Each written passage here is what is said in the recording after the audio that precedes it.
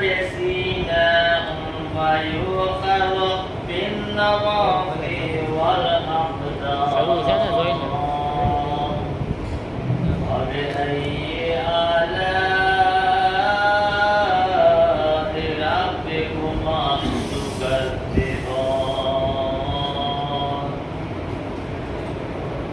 هذه جهنم التي يكذب بها المجرمون يطوفون بينها وبين حميم وبأي آلاء ربكما تكذبان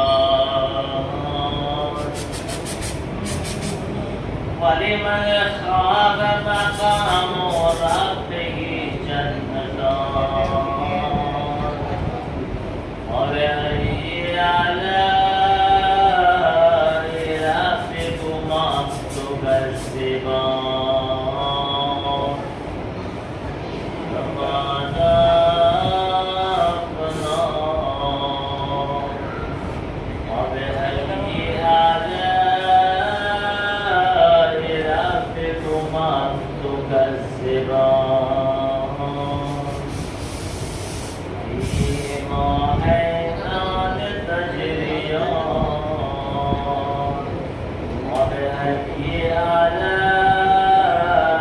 ربكما تكذبان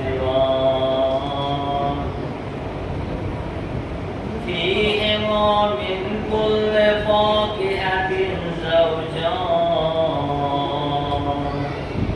وبأي آلاء ربكما تكذبان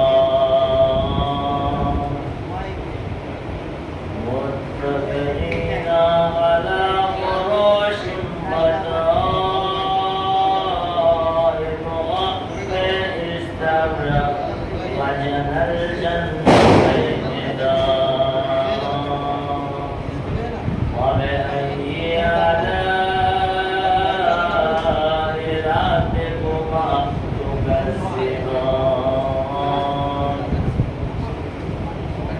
فيهن قاصرات الطرف لم يطمثهن إنس قبلهم ولا جان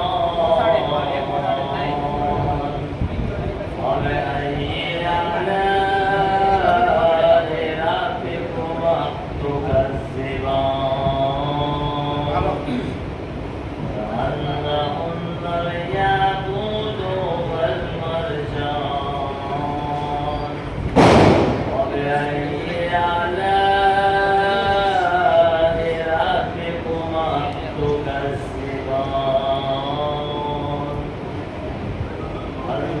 الجزاء الإحسان إلا الإحسان وبأي آلاء ربكما تكذبان ومن دونهما جنتان وبأي آلاء ربكما تكذبان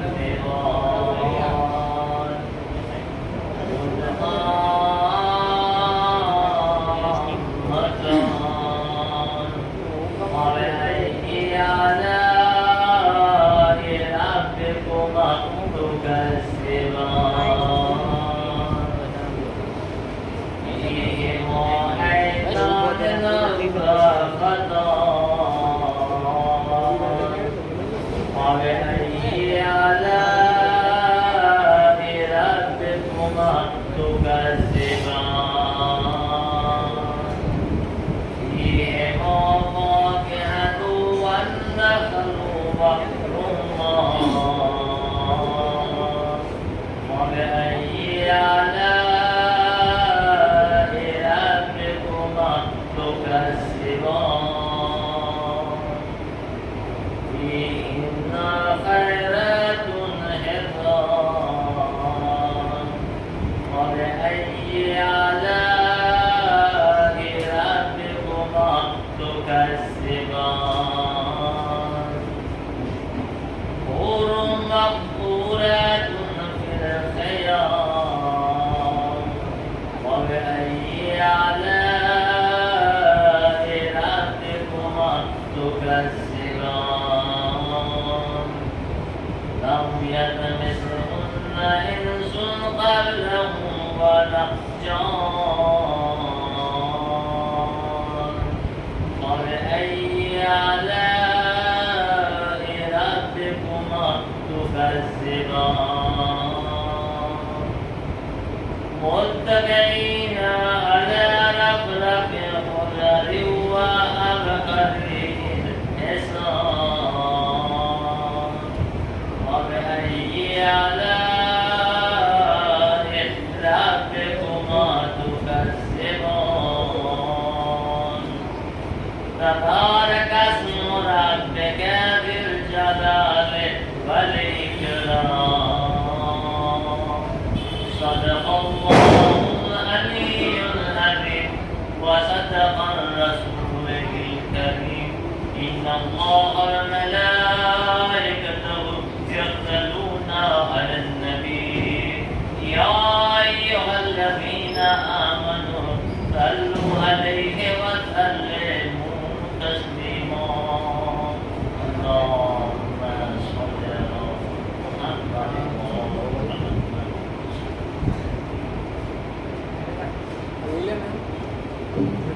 اللهم صل على محمد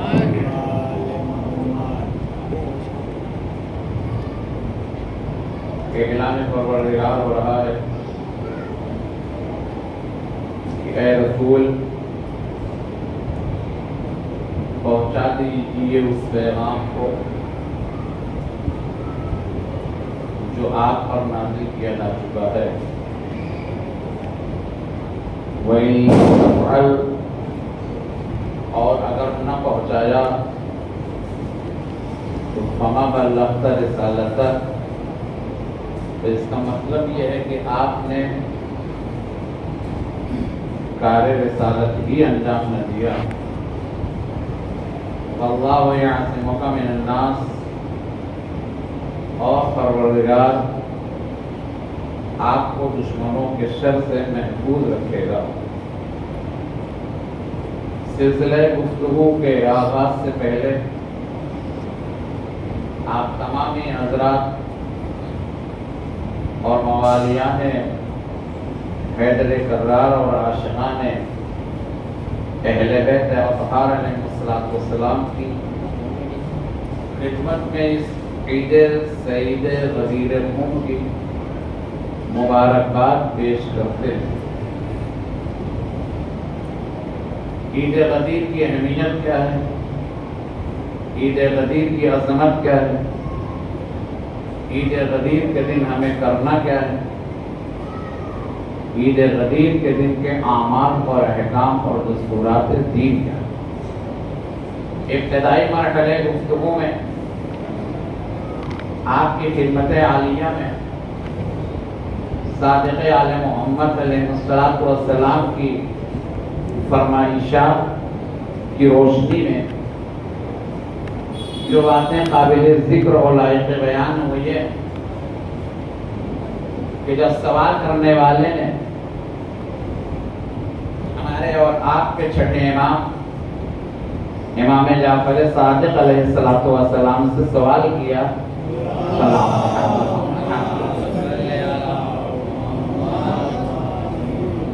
میرے مولا اور میرے آقا یہ بتائیے کہ کیا مسلمانوں کے لیے جمعہ عید الفطر اور عید قربان کے علاوہ بھی کوئی عید ہے؟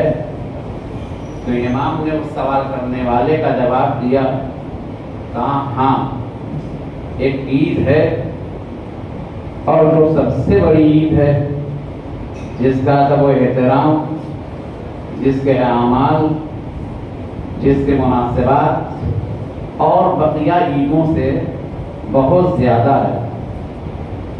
پھر سوال کرنے والے نے امام سے سوال کیا، یا صادق آل محمد، تو تو پھر ہمیں اس دن کیا کرنا چاہیے؟ دیکھیں ہم لوگ خوشی کی تاریخ آتی ہے تو جلدی پوچھنے کے لیے تیار نہیں ہوتے ہمیں کیا کرنا چاہیے. غم کا مرحلہ آتا ہے تو ہمارے اندر یہ جرأت و ہمت پیدا نہیں ہوتی ہے، ہمیں یہ توفیق نہیں ہوتی ہے کہ ہم کسی جاننے والے سے پوچھیں کہ غم کے مرحلے میں کیا کرنا چاہیے، خوشی کے موقع پر ہمیں کیا کرنا چاہیے.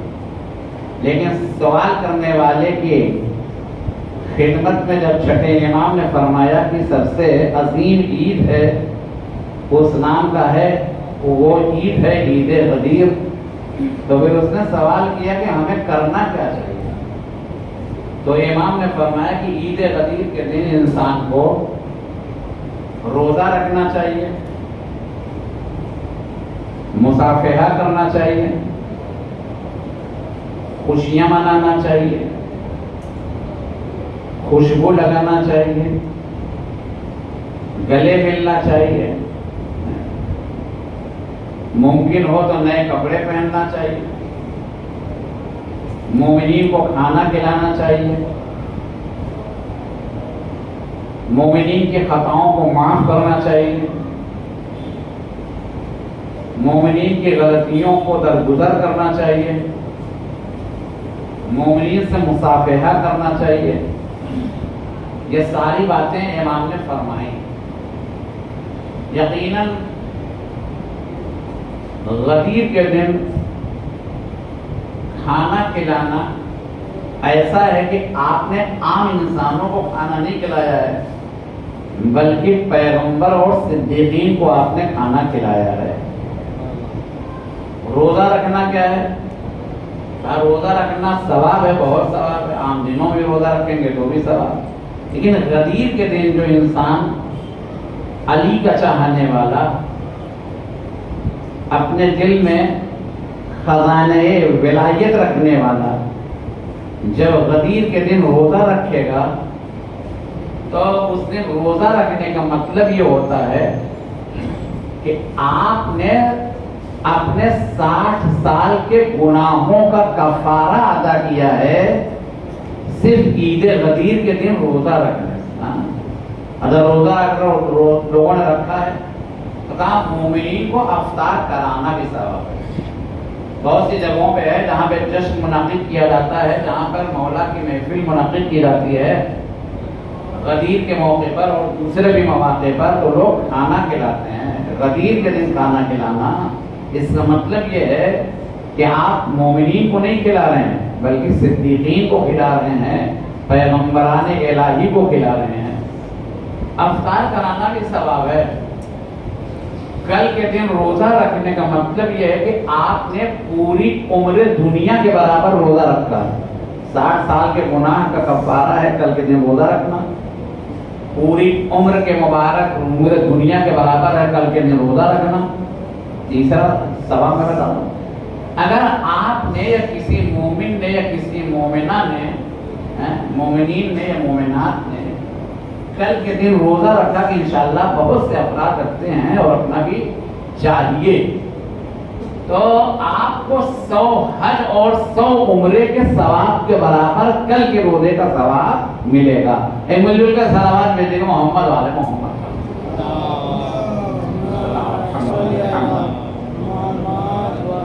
یہ تو میں نے ابتدائی مرحلے گفتگو میں جو دستورات دین ہے جو امام نے فرمایا ہے روایات کی روشنی میں، حدیث کی روشنی میں نے آپ کی خدمت میں عرض کیا. اعلان ہو رہا ہے آئیو رسول و بلغ، اے میرے پیغمبر آپ پہنچا دیجئے ما انزل الیک من ربک، وہ چیز کیا پہنچا دیجئے؟ وہ چیز کی جو آپ پر آپ کے پروردگار کی طرف سے نازل کیا جا چکا ہے.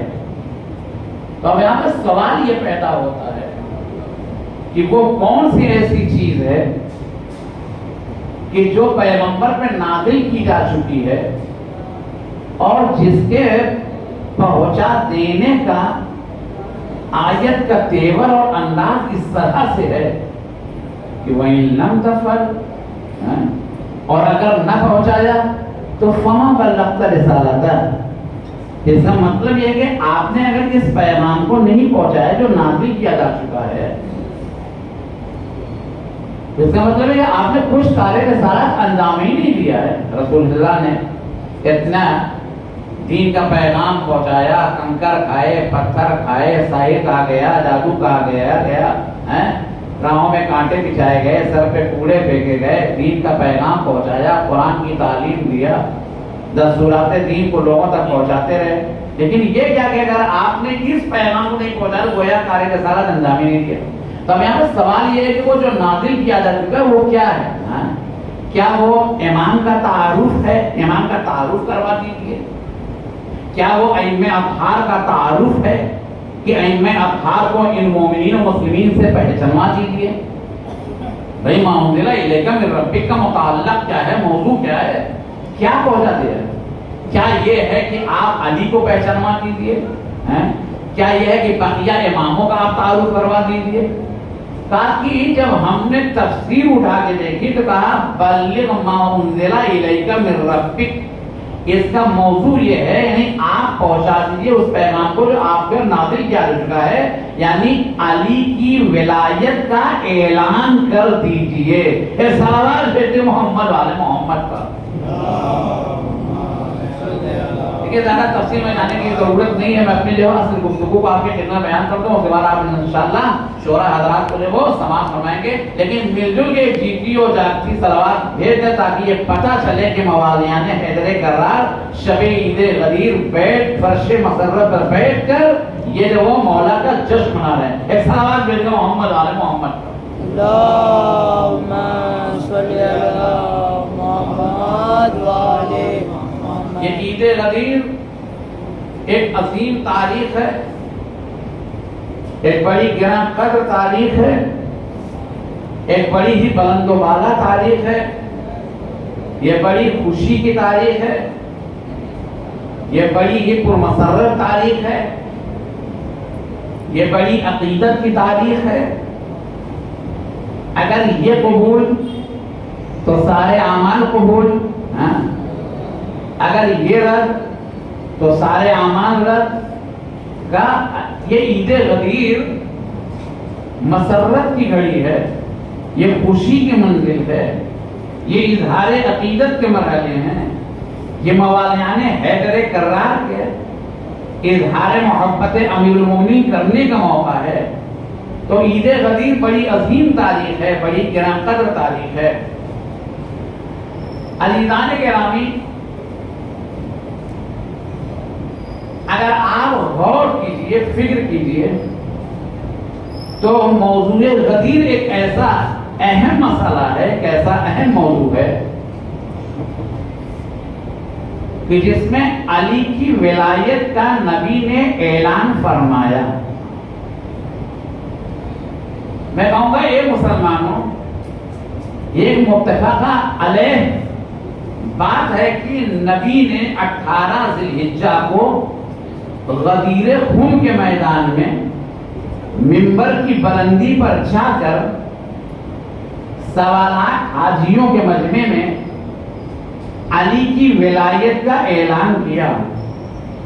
تو میں کہتا ہوں کہ مسلمانوں اس غدیر کے واقعے کو کم از کم ایک نبی کے سیرت النبی کے واقعے کی حیثیت سے تو یاد رکھو کہ جس دن نبی نے علی کی ولایت کا اعلان کیا ہے۔ سلام صلوات بھیجو محمد آل محمد پر۔ میری گزارش ہے مسلمانوں سے، مسلمانوں غدیر کے مسئلے کو کم از کم آپ سیرت النبی کے واقعے کی حیثیت سے تو یاد کیجئے۔ تو عجب نہیں مسلمان آواز دیں کہ میں یاد تو کرتا، توجہ سے میں یاد تو رکھتا اس واقعے کو، مگر کیا بتاؤں کہ یاد رکھوں میں تو کیسے رکھوں، اس لیے کہ تذکرہ غدیر میں علی کا ہے۔ ایک صلوات بھیجیں محمد والے محمد پر۔ آپ اور فرمائیے کا مطلب سیرت النبی کے واقعے کے حیثیت سے سیرت النبی کے جلسے ہر جگہ ہوتے ہیں، کیونکہ ماشاءاللہ بہت زیادہ ہوتے ہیں. جب گرمی کا موسم آتا ہے، یہ غدیر کا واقعہ بھی گرمی ہی کے زمانے میں ہوا تھا. تو گرمی کے حال میں جگہ جگہ وہاں کھیتوں میں بڑے بڑے ٹینٹ لگتے ہیں، سیرت النبی کے جلسے منعقد کیا جاتے ہیں. بھیا جیسے سیرت النبی کے آپ جلسے منعقد کرتے ہیں، ساری جو وہ واقعات سرکار دو عالم کو آپ دہراتے ہیں، سنتے ہیں، سناتے ہیں، لوگوں کو بتاتے ہیں، تو کا مطلب اس واقعے غدیر کو بھی سیرت النبی کی حیثیت سے تو یاد کر لیتے. جب نہیں یاد تو کرتے مسلمان آواز ہے. مگر میری مجبوری یہ ہے کہ اس غدیر میں چونکہ تذکرہ علی کا ہے، لہذا میں یاد کروں تو کیسے کروں؟ صلوات پڑھتے محمد والا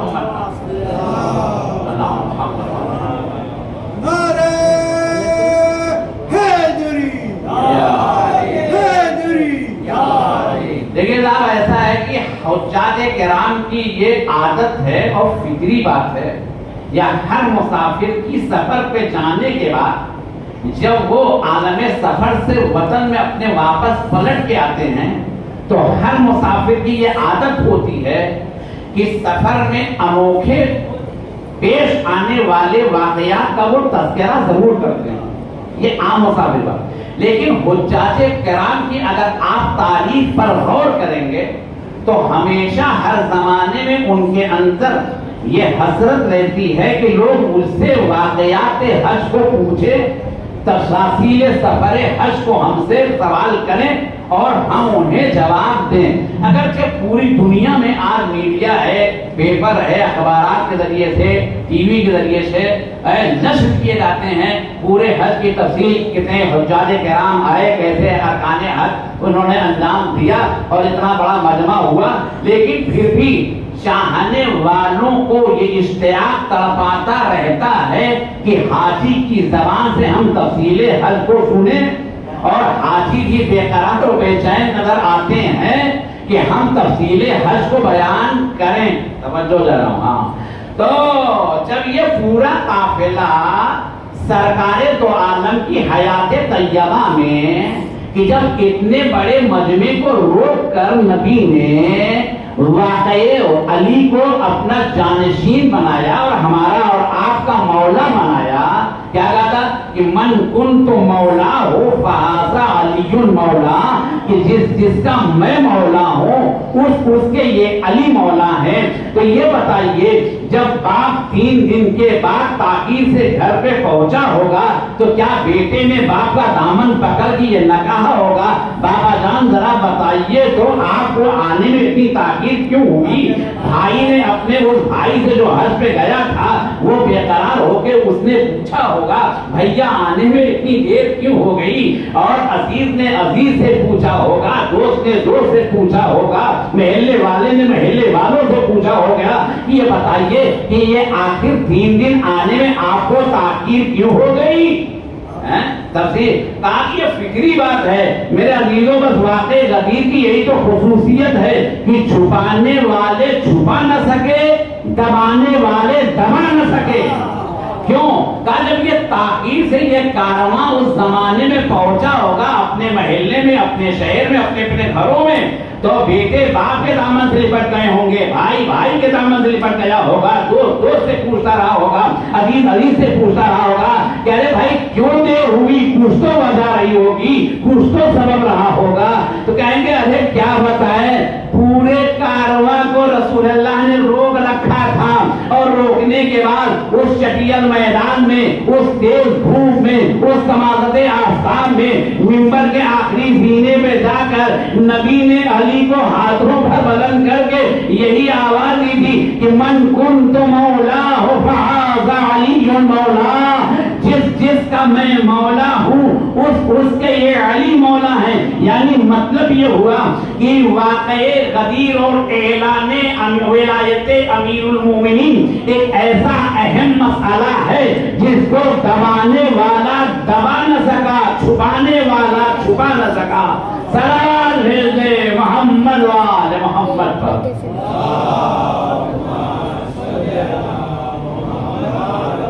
لیکن میں تو یہ کہتا ہوں کہ کہ وہ افراد کی جنہیں بھول کی بیماری ہو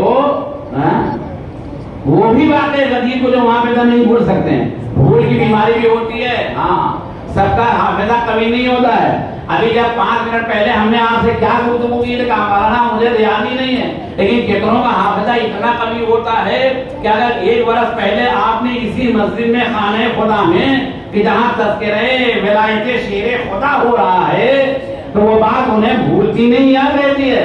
لیکن غدیر کے میدان میں اگر جسے انتہائی بھول کی بھی بیماری رہی ہوگی وہ بھی اس واقع غدیر کو بھول نہیں سکتا ہے. کیوں؟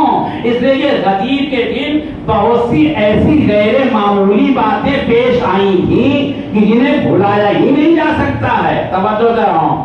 یہ بتائیے کہ کیا اس وقت کے مسلمان یہ بھول جائیں گے کہ رسول اللہ نے آگے بڑھ جانے والوں کو پیچھے بلایا تھا؟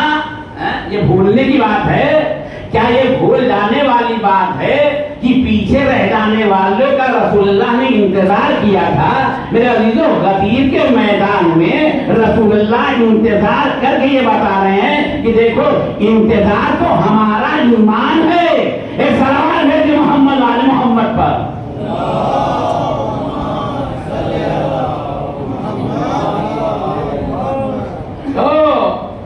آگے بڑھ جانے والوں کو پیچھے بلایا رسول اللہ نے, یہ نہیں بلایا جا سکتا. پیچھے رہ جانے والوں کا انتظار کیا مرسل اعظم نے, یہ نہیں بلایا جا سکتا.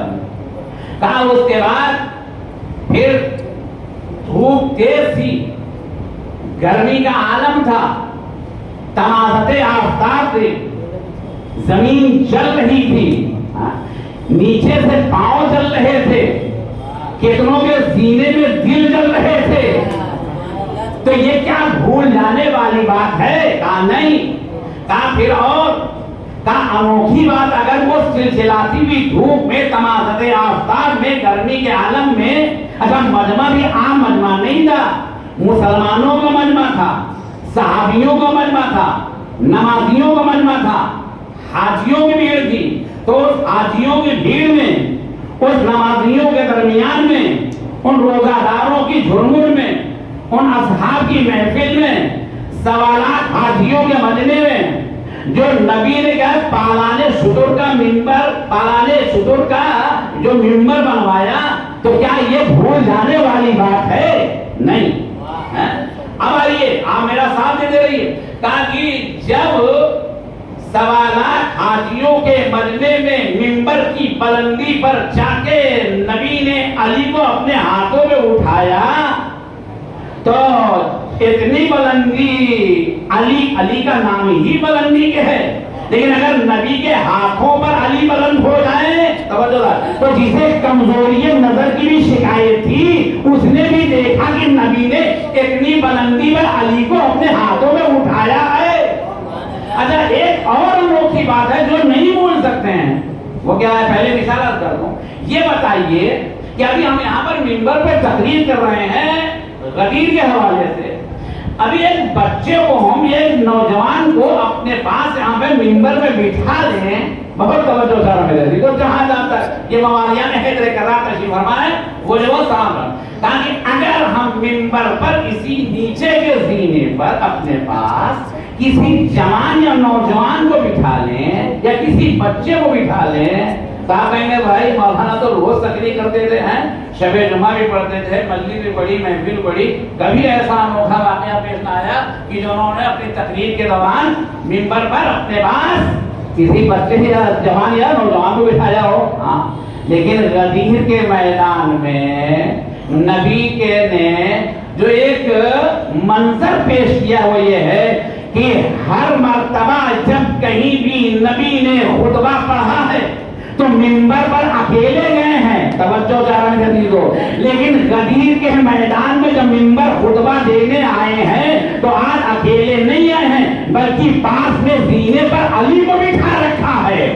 اب یہ فطری بات ہے کہ اگر کوئی یہاں پر بچہ بیٹھ جائے, کوئی عزیز جوان بیٹھ جائے, کوئی میرا عزیز نوجوان بیٹھ جائے تو یہ لازمی اور فطری بات ہے کہ لوگوں کی توجہ میری تقریر کو سننے کی طرف کم ہوگی, مگر اس بچے کو بار بار لوگ زیادہ دیکھیں گے.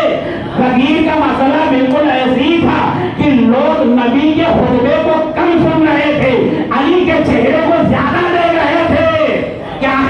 بات کیا ہے کہ جو آج نبی یہاں پر علی کو بٹھا رکھے ہیں، میرے عزیزوں کچھ بھی صحیح ہو مگر میں بڑے اطمینان اور یقین کے ساتھ یہ جملہ آپ کی سماعتوں کے حوالے کرنا چاہتا ہوں کہ جبرن ہی صحیح مجبورن ہی صحیح مگر سوالات حاجیوں کی نگاہیں غدیر کے میدان میں عبادت بڑے خلوص سے کر رہی تھی۔ کیوں؟ اس لیے کہ النظر الی وجہ علی ابن ابی طالب عبادہ، علی کے چہرے کو نگاہ کرنا عبادت ہے۔ میں نے آسانی سے پڑھ دیا، آپ نے بڑی خاموشی سے سن لیا، وگرنہ یہ ہماری تقریر کا لطف لباف تھا کہ نبی کی تقریر کو کم سن رہے تھے، نبی کے خطبے کو سننے کی طرف توجہ کم تھی، علی کے چہرے کی طرف نگاہ زیادہ تھی۔ جیسے بھی صحیح لیکن سوالات نگاہیں عبادت غدیر کے میدان میں بڑے خلوص سے کر رہی ہے۔ صلوات ہو تو محمد آل محمد پر۔ یہ 5 منٹ کے اور جا رہے ہیں، مل کے صلوات بھیجے محمد آل محمد پر۔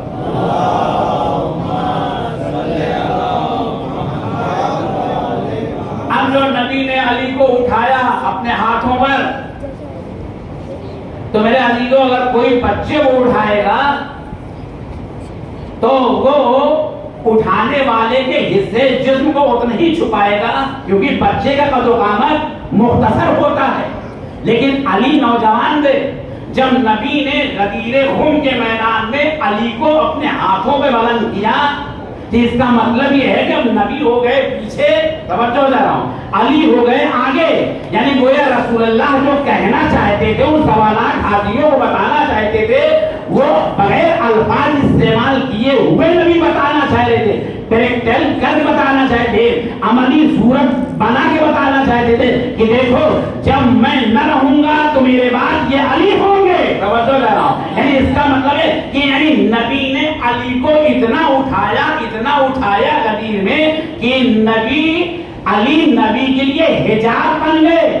بلکہ اگر لفظوں کو بدل کے میں یوں کہوں تو زیادہ بہتر ہو گیا کہ نور حجاب نور میں آ گیا۔ کیوں؟